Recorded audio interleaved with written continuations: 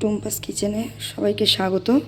তো আজ আমি কচুরলতি রান্না করব। তার জন্য এখানে কচুরলতি আমি কেটে ধুয়ে রেখেছি। এখানে আছে চিংড়ি মাছ, কালো জিরে, শুকনো লঙ্কা ফোড়নের জন্য, কাঁচা লঙ্কা বাটা, হলুদ গুঁড়ো, লঙ্কার গুঁড়ো, পেঁয়াজ কুচি আর লঙ্কা চেরা। মাছটাকে প্রথমে নুন দিয়ে দেবো, একটু হলুদ দেব, ভালো করে মাখিয়ে নেব।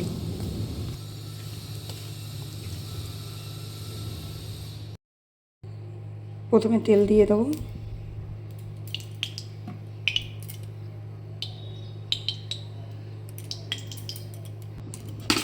চিংড়ি মাছটাকে ভেজে নেব।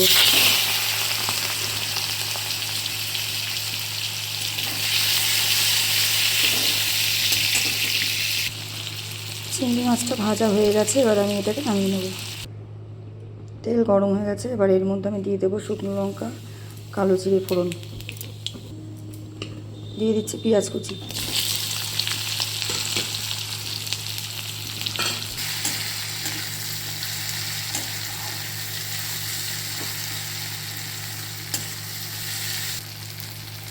দিয়ে দিচ্ছি কাঁচা লঙ্কা, আর দেবো কাঁচা লঙ্কা বাটা,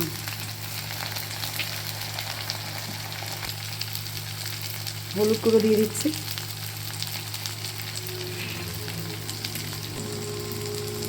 লঙ্কার গুঁড়ো, এগুলোকে ভালো করে ভেজে নিচ্ছি।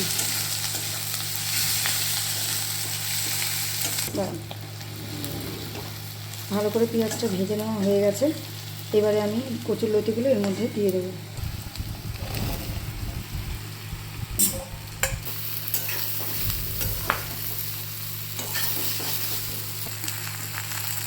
এক চামচ মতন নুন দিয়ে দিলাম, দিয়ে এবার আমি এটাকে ভালো করে নেড়ে নেব। এটা ভালো করে আমি ভেজে নিচ্ছি। ভালো করে ভেজে নেওয়ার পর 2 মিনিট পর এবার আমি কড়াটা খুলে এটাকে ভালো করে নেড়ে নেব।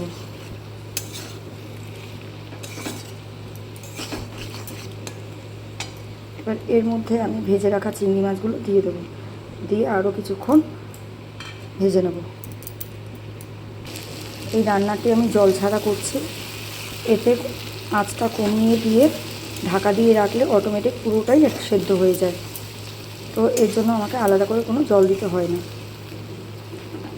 আবার আমি এটাকে কিছুক্ষণ কম আছে 1 মিনিট মতন ঢাকা দিয়ে রেখে দেবো। লতিটা খুব সুন্দর সেদ্ধ হয়ে গেছে। এবার আমি এটাকে নামানোর আগে একটু চিনি দিয়ে দেবো, দিয়ে আরও 1 মিনিট ভালো করে নেড়ে ঢাকা দিয়ে রেখে দেবো। পুরোপুরি তৈরি হয়ে গেছে আমার কচুরলতি। এবার আমি এটাকে নামিয়ে নেব। তৈরি হয়ে গেছে আমার কচুরলতি। বন্ধুরা, ভিডিওটি কেমন লাগলো জানাবেন। ভালো লাগলে লাইক, কমেন্ট, শেয়ার করে সাবস্ক্রাইব করে পাশে থাকবেন।